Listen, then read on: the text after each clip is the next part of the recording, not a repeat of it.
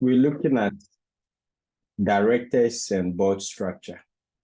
Okay, so far, you all notice that one of the key mechanisms that we should have in place in order to ensure that there's proper corporate governance is the presence of board of directors. All right. So directors and their role that they play, the structure of the board and all that is an important topic or issue that we have to be looking at under corporate governance. Okay. And as I said, corporate governance, as we're dealing with it here, has some close relationship with company law. So in your spare time, maybe not the whole of company law, just go and look at the section that deals with directors. Who they are, their duties and responsibilities. That particular topic fits in here perfectly. All right. So here we'll be learning about unitary board versus dual board. We're looking at the board of directors generally in terms of the roles, duties, and responsibilities that they perform. We're looking at the chief executive officer, who is his role. We're looking at the chairman or chairperson in the area of gender sensitivity, company secretary, subcommittees or committees. Then we're looking at the concept of non-executive directors. And the last then is board diversity.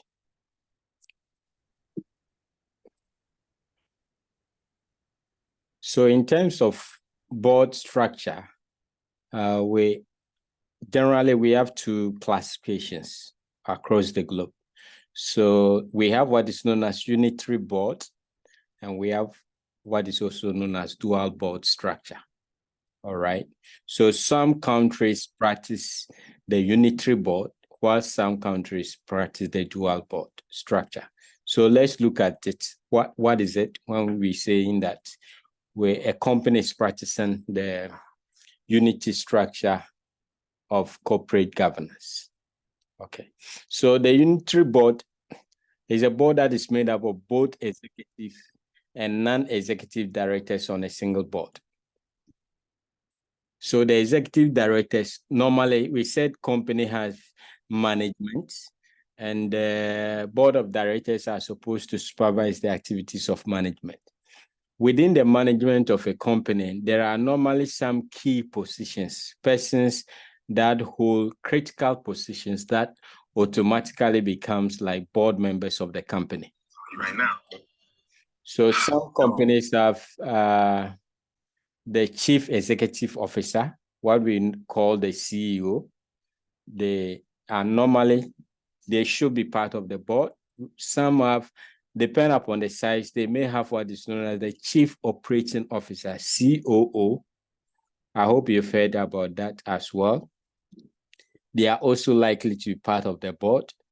You have, say, the chief accountant or the main accountant should be part, the finance officer of the company. So basically, we have some key positions in the company that if not all the management, some very sensitive position guys must be part of the board. Okay. So even though they can be classified as directors or part of the board of the company, realistically or specifically, they are supposed to be called executive directors. Executive because they are also part of the management of the company. All right. So the CEO, the COO, Chief Operating Officer, the auditor, the accountant of the company is part of the board. They are part of the board of the company, but they are referred to as the executive directors. Then besides these people, you need outsiders that are very knowledgeable in the industry in which you want to, you need the directors for. We use the example of the banking industry, for example, much earlier, that you need people with expertise in banking and so on and so forth to be part of the board. But these are people that are not usually part of the management of the company. They are known as the non-executive directors, okay? In unitary boards, you tend to have both the executive and the non-executive directors on a single board. This is important because this is one of the major differences between the unitary and the dual board structure. All right. The next point is that all directors work towards the same objectives and oversee all company operations. So they all work together to ensure that the company is governed well. The shareholders elect the directors to the board at the company's annual general meeting. I think we've explained this, but that point is only applicable to the non-executive directors, because under unitary boards, as I've explained, some positions makes you ex-officio member of a board. Okay, so once you are the CEO of the company, automatically you are a member of the board of the company. Once you are the finance officer, for example, automatically you become a member. But the non-executive directors must be elected at the annual general AGMs of the company. Okay, so we have Ghana, we have UK and USA that practice this type of board structure, which is the unitary board. All right, there is no distinction between the executive and non-executive directors. They are all on the same board. Okay, then we have what is known as the dual board. Dual normally stands for two. Okay, so we have the board of directors, but in these countries that practice this structure, for every company, you need two types of boards to ensure that the companies are managed properly. So the first group is known as the supervisory board, and the second is known as the executive board of management. Okay, so the supervisory board will normally consist of the non-executive directors within the context of the unitary board, as we've explained. So they will oversee the activities of what is known as the executive board of management. So the executive board of management are the real managers that will be managing the affairs of the company. I hope that point is clear. So we have, instead of pulling all of them together, and as I said earlier, this is the main distinction.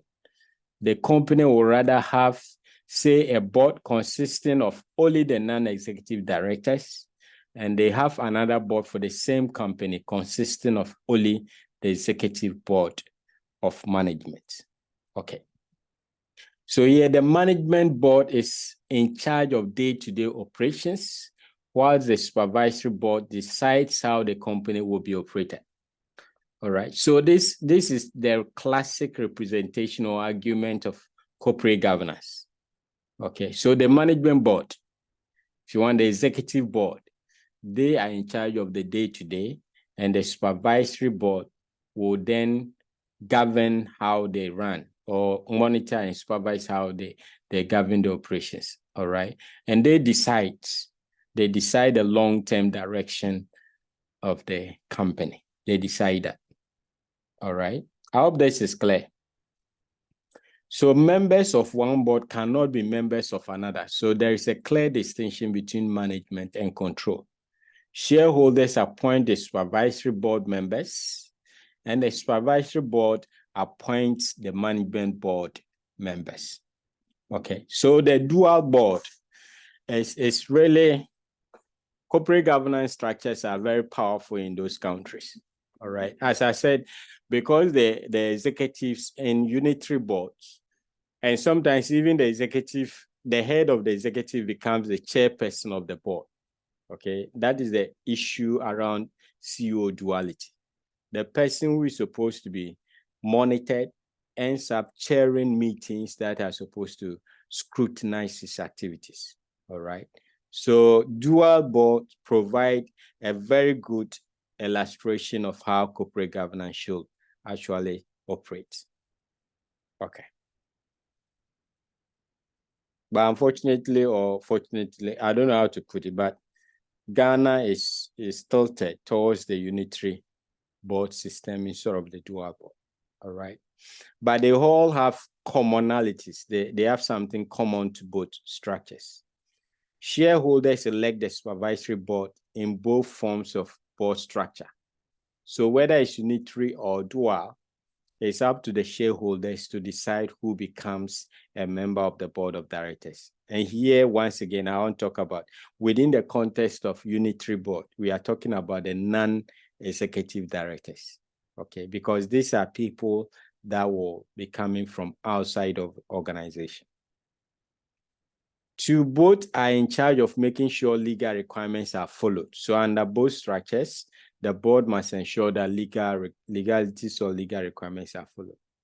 They appoint the members of the managerial body.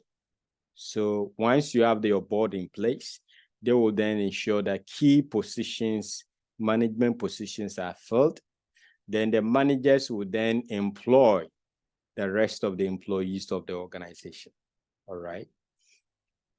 So a common approach to areas relating to the functions of boards and board committees. So all the functions of boards are normally played in both unitary and dual boards. They also tend to rely on board committees or subcommittees, as we'll be seeing soon. All right. They emphasize board independence, but it is more prominent under dual board, as if you have paid attention to the distinction. And dual board, they don't even mix them at all. The supervisory board is completely different from the executive board or the managerial board. All right. So in that case, the board independence becomes very, very real than in unitary boards. Yeah, but in both cases, they want to achieve board independence. All right. And they all function to protect the shareholders' interest. So the consideration of shareholders' interest is common to both unitary and dual board structures. Okay. So the board of directors, what role at all, what the principal activities that they undertake? The board serves as a conduit between managers and shareholders. And I think by now it's clear, right? Shareholders who are owners in our explanation cannot be there. So you need directors or board of directors to act on their behalf. So they'll have to be addressing the concerns of shareholders when they meet managers. And they'll pick feedback from managers to shareholders during annual general meetings and so on and so forth. So they act as a conduit between these two. Okay. They are essential for sound corporate governance and investor relations. I think that is what we've spent all this time doing. Board of directors. If you have them and they are not just rubber stamping the activities of management, they can serve as an important function or control measure ensuring that companies are properly governed. And also we emphasize the importance of investor relations. Most sound and astute investors will take a look at your board of directors before they make their investment decisions. All right. So you need that as well. It guides and governs the operations of organizations. That is clearly noted. So as I indicated much earlier, I think somebody, was it a Grace or somebody like that? So what board of directors do is to provide a guidance. They are not in charge of the day-to-day operations, okay? So they guide and govern the operations of the organizations, but the actual operations must be done by the management of the company. The chairman is in charge of managing the board. So the chairperson of the board is also in charge of managing the board. So the role of the board, so the board is responsible for setting the company's goals and how to achieve those goals, aims or goals. So as I said much earlier, they decide a strategy, the long-term direction of the company, okay, and provide the strategies to be executed by the management of the company, but they don't do the actual execution, okay? So they set the direction, the agenda for the company, and the management will have to run with that vision. They monitor progress made towards achieving those goals. They are responsible for appointing a CEO with necessary leadership skills. So that is very, very important. So they will appoint the CEO, and sometimes they take active part in some top management positions as well. Then after that, those people will then be responsible for appointing the other employees of the company. Okay. So if you are just an ordinary employee, you won't be meeting the board of the company. But if you're among the top guys, management of the company, the board must actually vet and approve of you before you can be appointed. Okay. Yes. So that is why, I need to bring this in terms of board of directors liabilities and responsibilities. That is why when finally the company is not doing well, not like the natural course of things, but as a result of some malpractices of a CEO or the management of the company, the directors can be held liable. Okay, because you were responsible for appointing the CEO. So if you appointed a criminal or a fraudulent person is causing harm, it's just fair that you, the appointer, be held accountable or can be held accountable for that. All right. So that is one of the reasons why directors can still be held liable for the wrong deeds of CEOs. Okay. Key difficulties facing corporate boards include: one, creating more diverse boards of directors. So that is one thorny issue, and we've discussed that already. So there's argument for board diversity, all right? A board where you have representation of minority groups, females, people with different expertise, all right? Such that it will be much reflective of the interests of the company as well as society. So creating diverse boards is becoming one of the challenges for corporate boards. Two, focusing more on improving the effectiveness of the board. That is another issue because some boards just meet and board members just come for meeting just for the sake of the meeting allowance. All right. They don't make any significant contribution to the discussions and providing ideas as to how companies should be properly run. So making board more effective is one of the challenges facing corporate boards. All right. Then responding appropriately to any changes in the corporate governance culture. All right. So if you remember our discussions with regards to issues of corporate governance, we said there are areas of debate, okay, and contentions.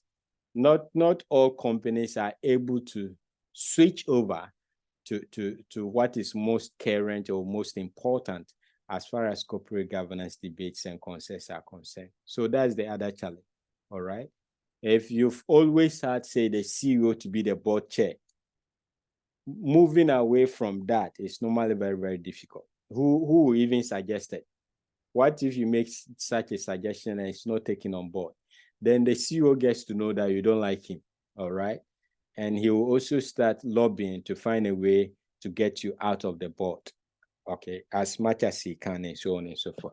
So in our context, it's one of the challenges in trying to respond to the changes that are required as far as corporate governance is concerned. Okay. High performance board must achieve 3 core objectives. So if you are a good board and you claim to be helping the company very well, you should be able to provide the company these 3 things. Provide superior strategic guidance to ensure the company's growth and prosperity. Okay, so strategic guidance, not operational guidance. Operational is day-to-day stuff. Strategic is long-term vision and direction of the company. The board that can claim to be high-performing should be able to provide strategic guidance for the company's growth and prosperity. Ensure that a highly qualified executive team is managing the company. Once again, when it comes to the executive team, those guys at the top of companies will have to be approved of by the board of directors. In fact, sometimes the nomination committee must go looking for who will be part of the executive team of the company. So if boards have this and they don't employ ethical, competent people to manage the company, then obviously if something is going wrong, it is just rational that the board of directors can also be held liable for that, because really they were responsible in the first place. if you appointed and qualified incompetent persons and they are misbehaving, then you, the appointer, as I indicated much earlier, should be held accountable for that. Okay. Then ensuring accountability of the company to its stakeholders. So that is another core objective of high performance boards. They want to ensure that there is high level of accountability so that you can't just come and do anything that you want and go away. All right. Okay. So we are still on, generally all of these things fall within the category of the duties and responsibilities of the board, what the board is supposed to be doing. All right. So duties and responsibilities of the board, it works as a friend, philosopher, and guide for the whole company. We've explained that. It appoints independent directors. Yes, the board is supposed to appoint that, and even the executive management of the company. They monitor the overall activities of the company. The board ensures the availability of financial resources. That is why you need people with influence to be able to get in touch with investors and convince them to bring their money into the company. Okay, the board does that. It approves annual budgets. It fixes up salaries and compensation, but this is not salaries and compensation for all the employees of the company. We are talking about executive compensations and salaries, all right, for the top guys. And they will then decide what other guys within the employees will get in the organization. Okay. So we have the chief executive officer. The CEO is responsible for directing the company's operations. All right. The roles of the CEO and the chairman should not be merged and carried out by one person. I think we've spoken or discussed that. I need to find out the current position in Ghana, whether this has been accepted or is still the old practice. All right. So, but the recommendation from theory is that there should be separation between the CEO and the chairperson of the board in order to avoid conflict of interest situations. So when it comes to operations, management of the company, the head and the person in charge is normally the chief executive officer. Then we have the chairperson of the board. So he heads the board of every company. Okay. So he's responsible, or she's responsible for the running of the board, ensures that the board meets frequently, ensures that directors have access to all the information they need.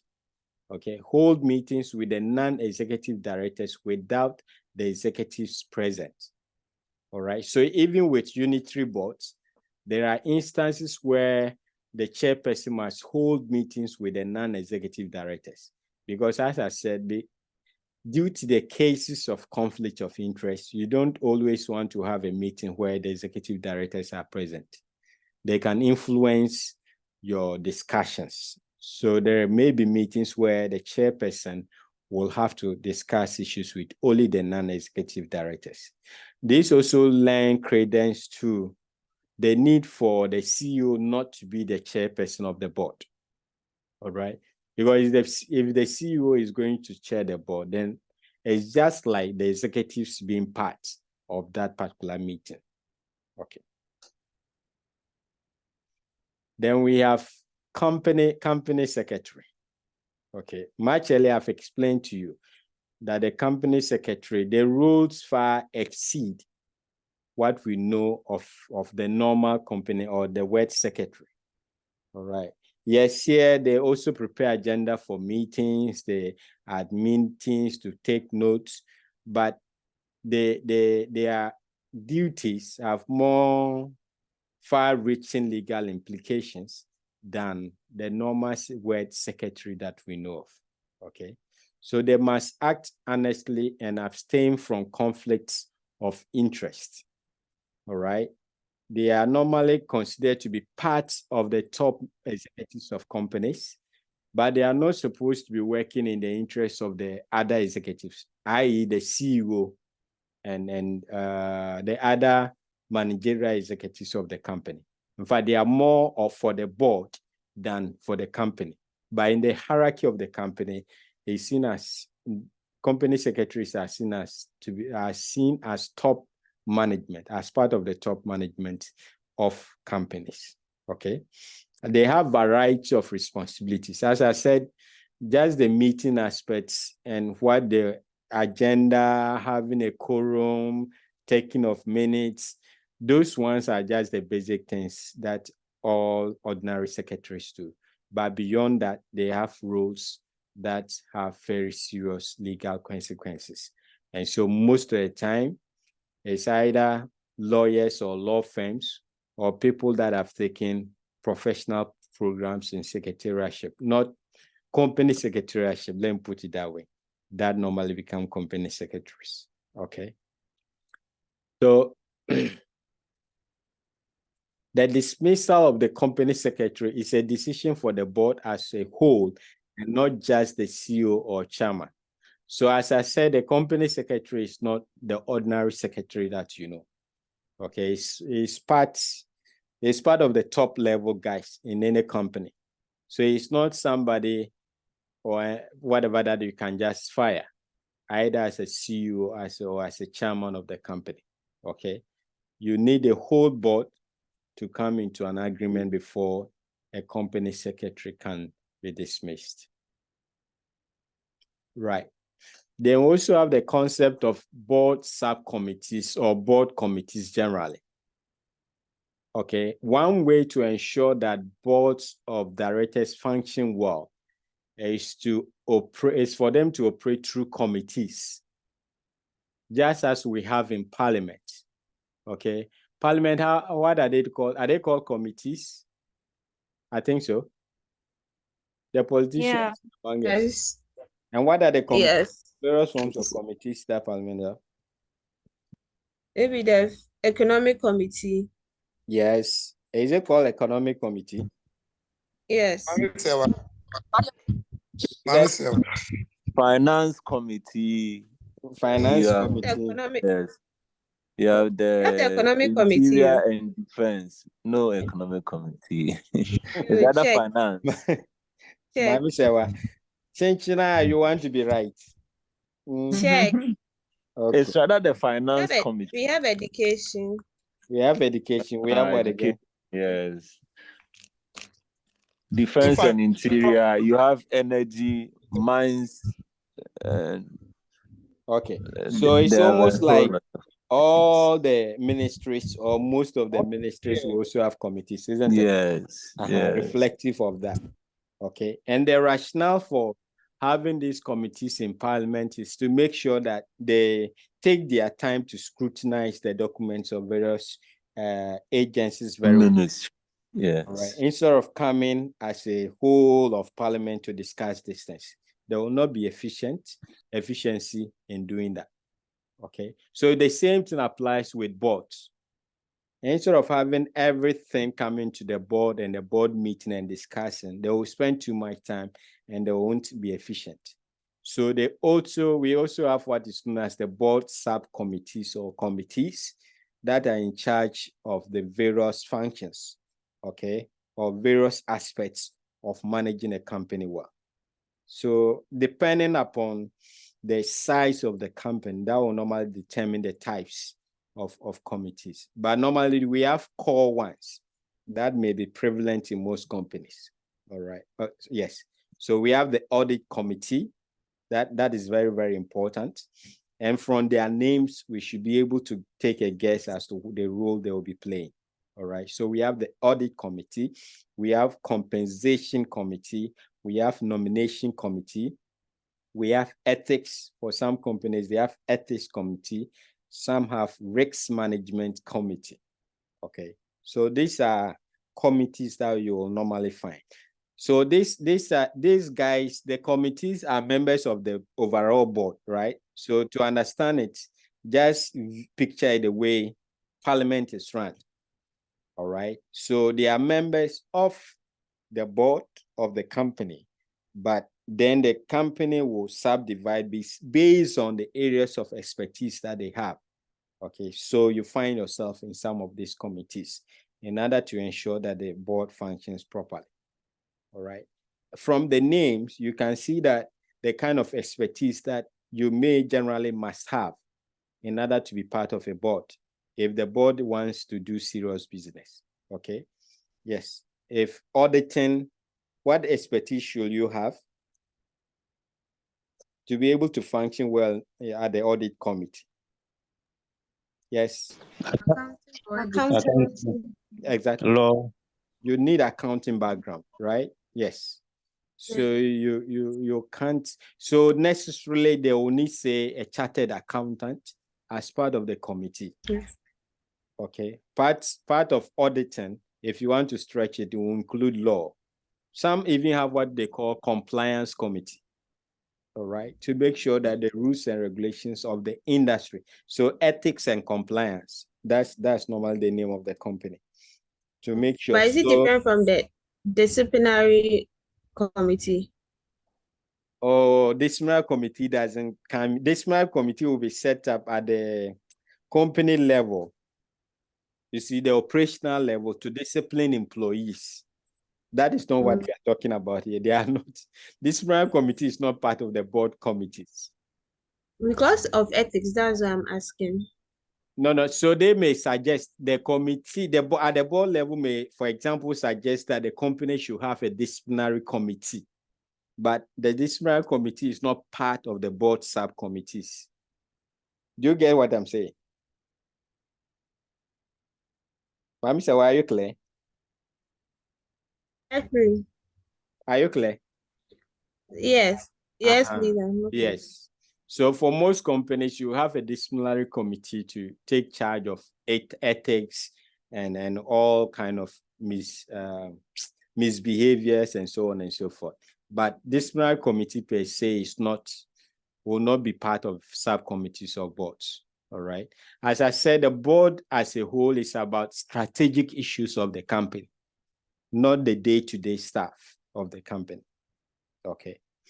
So if you take a close look at the names of these committees, and as I said, depending upon the type of company, you could have other committees. It should give you an idea of the expertise that you should have in order to be able to function well on these boards. Okay. So the functions of board committees include to expedite the completion of business by giving it more thought than the entire board. Yeah, this is self-explanatory. Okay, so the same thing as Parliament. If we bring everything to the floor, then nothing really will get the deep understanding and contemplation that is required. All right. The second goal is to promote impartiality. So there are some decisions, if you were to bring it to the whole board, people with interest in the matter can influence the decisions that will be taken. For example, we have compensation committee, okay? And the compensation committee is supposed to decide the salaries and allowances of the executives, all right? And much earlier, I told you that there are some key positions that are ex-officio members of the board of a company. So imagine discussing the salary and compensation of the CEO, and it's also in the meeting, okay? No matter what, it's likely to have an influence as to the amount of money that will be quoted for him and so on and so forth, okay? So to promote impartiality, you need these subcommittees where under the compensation committee, there is no way out. The executive members will be part of the compensation committee. They are not part of such committees. When you pick audit committee, the executive directors are not supposed to be part of the audit committee because the audit committee is supposed to audit the activities of the executives. All right. So to avoid impartiality, that is why you need board committees to do the work of the company well. Okay. Mami Sewa, your hand is up. The compensation committee, what expertise they need? Which people?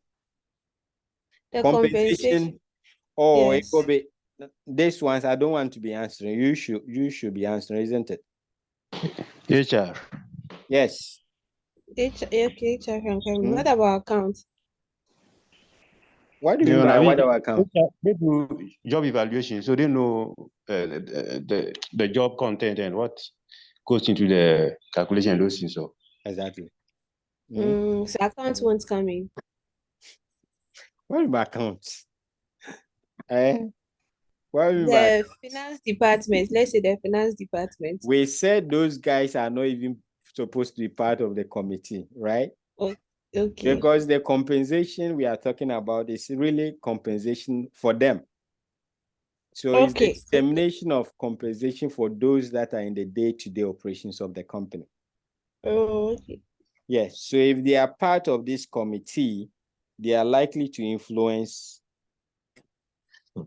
the amount that they should be paid. Okay. Are we fine?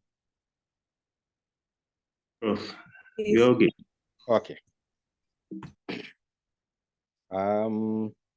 So let's take a look at them. Audit committees. By this time, we should know what they are supposed to be doing. It's considered as the most significant board subcommittee made up of independent non-executive directors. I've explained this. They should act independently from the executive.